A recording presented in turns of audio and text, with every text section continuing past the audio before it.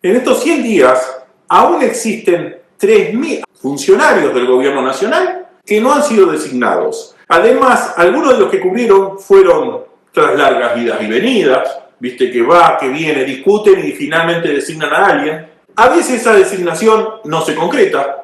Por ejemplo, aparentemente al día de hoy Scioli, que fue anunciado como uno de los funcionarios, todavía no tiene decreto de designación. Hay cargos que renuncian y después no se reflejaba esa renuncia. Por ejemplo, el ministro de Infraestructura, que renunció y siguió bastante tiempo más figurando como parte de la planta. Después se disolvió el Ministerio de Infraestructura, pasándoselo al Ministerio de Economía. Y ayer me enteraba que el Ministerio, a pesar de que todo esto se declaró en los papeles, sigue existiendo el Ministerio de Infraestructura. No se hicieron las normas que reflejen esto. Lo que significa que hay un funcionario que no está siendo designado. Entre otros, es como que no se designan todos los cargos, no se están designando cargos, los que se designan es muy lentamente, a veces se designan y después vienen renuncias. De hecho, en estos últimos 2 días presenciamos la renuncia de 3 funcionarios de distintos rangos. Por ejemplo, una chica que había asumido del partido de Milei, una libertaria muy joven, que asumió, se hizo un escándalo, ayer renunció. Claro. Bueno, resulta ser que en realidad nunca había alcanzado a asumir, no firmó su designación. Tenemos funcionarios que se designan pero no se designan, funcionarios que no se designan pero se designan. Tenemos hoy mismo en desarrollo un funcionario del área de pesca que se detecta un barco con una pesca ilegal, pero recibe presiones de Cancillería que no tiene que retenerse ese barco. Entonces este funcionario renuncia. También tenemos, cuando fracasó la ley ómnibus, el presidente se encontraba en Israel, supuestamente al regreso iba a haber una renovación del gabinete y un relanzamiento del gabinete que al final no pasó, pero después sí pasaron algunos cambios. Acá lo que yo veo es, por un lado, cierta inexperiencia de muchos de sus funcionarios. Tal vez los más avesados en la materia de Estado son aquellos que quedaron del gobierno anterior, caso Labaña en el INDEC, Franco ministro del Interior, Pose, eso por un lado. Por otro lado, cierta desidia. Por ejemplo, se vio mucho en el caso de autoridades en las señales de Radio Nacional, que han seguido al frente de Radio del Interior, personas que ya venían de la gestión anterior, no se renovaron las... Claro, normalmente cuando no se nombra un nuevo funcionario, el anterior no puede irse de todo. O a veces el empleado más viejo, claro, o un empleado del área, continúa con un cargo frágil, porque no pueden tomar decisiones. Con la gestión. Claro, continúa con el funcionamiento básico del área.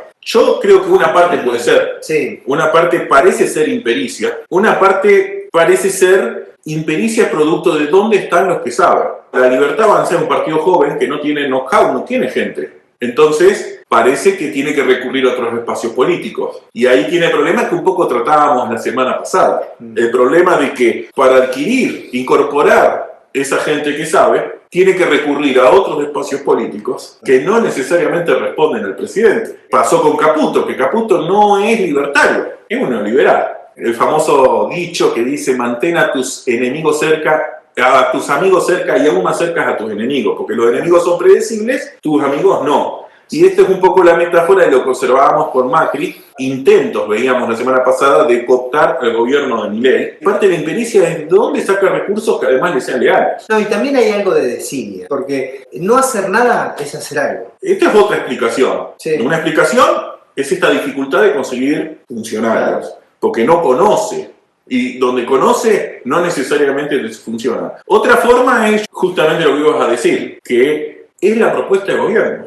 La propuesta de gobierno, el presidente lo dice, el problema es el Estado. Por lo tanto, la solución es destruir el Estado. Entonces, no designar funcionarios para que no se tomen decisiones. No tratar una ley de presupuesto y manejarse con la ley de presupuesto del año pasado, con los precios relativos del año pasado, es desidia. Es hacer un ajuste con el único elemento de distribuyo exactamente la misma plata que el año pasado, en términos nominales. Ahora, esa plata que se distribuyó el año pasado con la ley de presupuesto del año pasado, no alcanza. Un par de ejemplos que también entrarían en esta categoría, además de que no nombra funcionarios, es cuando fue el desastre natural en Bahía Blanca. Y el presidente fue y dijo: ustedes podrán resolverlo. Claro. No hubo medidas excepcionales de parte del gobierno nacional para atender esa emergencia. Y ahí quiero hacer un contrapunto, lo que pasó estos días con Kicillof. Porque por un lado, el presidente que dice, bueno, no le vamos a enviar las partidas de la coparticipación federal a la provincia de Buenos Aires y al resto de las provincias tampoco. Por lo tanto, las provincias pierden ingresos. ¿Qué tienen que hacer los gobernadores? Hay varias salidas, varias opciones.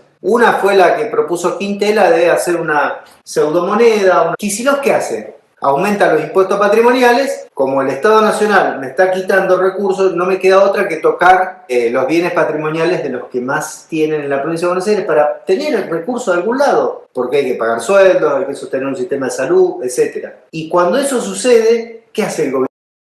Porque esa lógica de cobrar más impuestos a los que más tienen para poder sostener la actividad pública va en contra de lo que está diciendo Milei, que el Estado es un estorbo, que el Estado no tiene que gastar. Otro ejemplo de eso, el Ministerio de Salud ya aclararon primero que el tema dengue no va a incorporarse la vacuna contra el dengue en el calendario de vacunación, no va a haber campaña de prevención ni de concientización. Lo interesante o preocupante es que la efectividad del control de plagas como mosquitos depende de acciones de los gobiernos. Los ciudadanos tenemos que evitar que haya un charquito de mosquitos en nuestra casa. Tenemos que controlar que no existan lugares con mosquitos. Pero desde que se descubrió que los mosquitos transmiten enfermedades, y valga la anécdota, la construcción del Canal de Panamá se llama, de 100 años atrás, que sabemos que en realidad depende de una acción masiva del Estado para fumigar miles de hectáreas. Es decir, se necesita una acción que no depende de iniciativas individuales,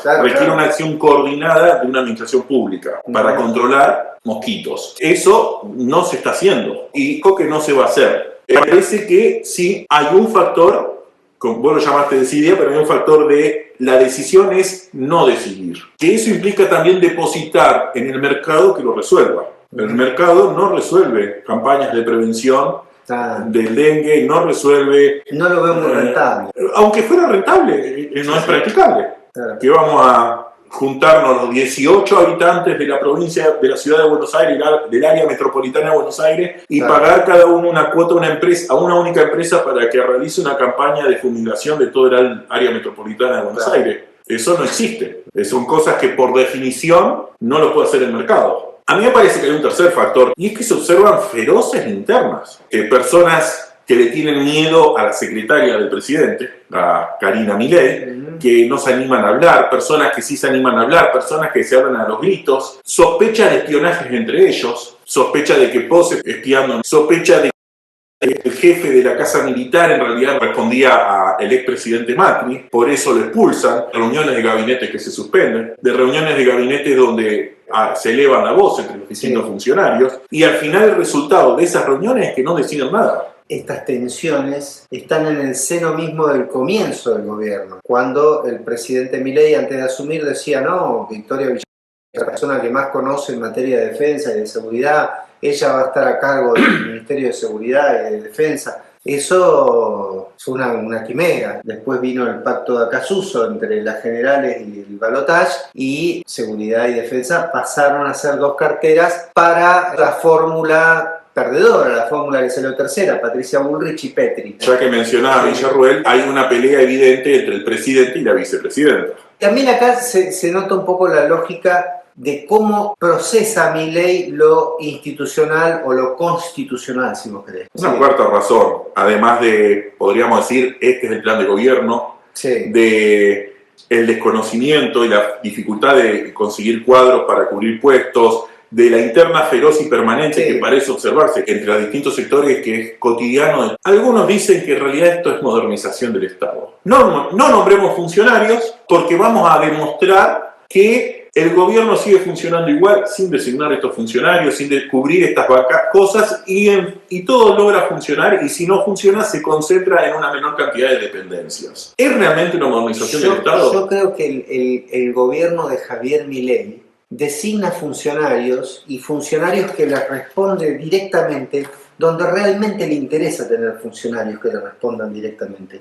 es decir, en economía. Incluso ese accionar de decir, bueno, acá voy a poner a este que va a ser mío, es un mensaje también para Mauricio Macri. Macri viene perdiendo la pulseada. El ministro de Seguridad y el ministro de Defensa, muchos no le responden a Macri. Petovelo es de Milei. ¿Qué otro funcionario son elementos o son alfiles de Macri? Brusaile en el Banco Central, Totó Caputo, hermano del amigo del alma del presidente, en el Ministerio de Economía. No, error, están peleados con Macri hace bastante tiempo. La paradoja, Milei hablaba peste de Caputo. Y sin embargo, cuando llegó al poder, ¿qué hizo? Puso a una persona enemistada con Mauricio Macri. Un último capítulo de este enfrentamiento que hay entre Macri y Milei por quién controla el Estado, está la Secretaría de Trabajo. El secretario de Trabajo era un dirigente de tercera, cuarta línea, muy identificado con el macrismo, abogado laboralista. Omar Yassin era un hombre en la Secretaría de Trabajo de Mauricio Macri.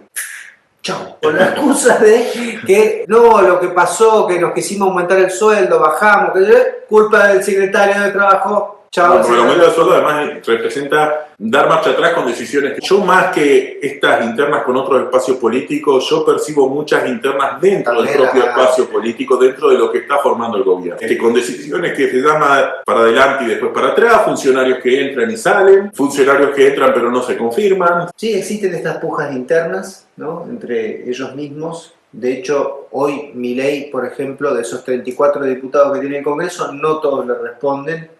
Algunos quedaron lastimados porque esperaban algún nombramiento, alguna función en el gobierno y no lo tuvieron. Bueno, sin ir más lejos, el mismo Ramiro Marras, ¿no?, que era como el espejo de Milei. Es un buen ejemplo de alguien que cae en el proceso. Y aparece la figura de Karina, ¿no? Karina Milei. Este bloque lo hemos dedicado un poco más a dificultades de tomar decisiones por parte del actual gobierno. Generan dificultades de generar políticas públicas y a producir respuestas por parte del gobierno. Por lo tanto, el propio gobierno pierde credibilidad. Un gobierno que no es capaz de tomar decisiones, salvo que sea específicamente la decisión esa, que no haya decisiones, que parte de esto hay, en todos los demás casos habla de un gobierno cada vez más débil. Ya no solo débil por las cuestiones de ser minoría o cosas así, sino que en su propio funcionamiento, su propia dinámica interna, está teniendo problemáticas de gobernabilidad.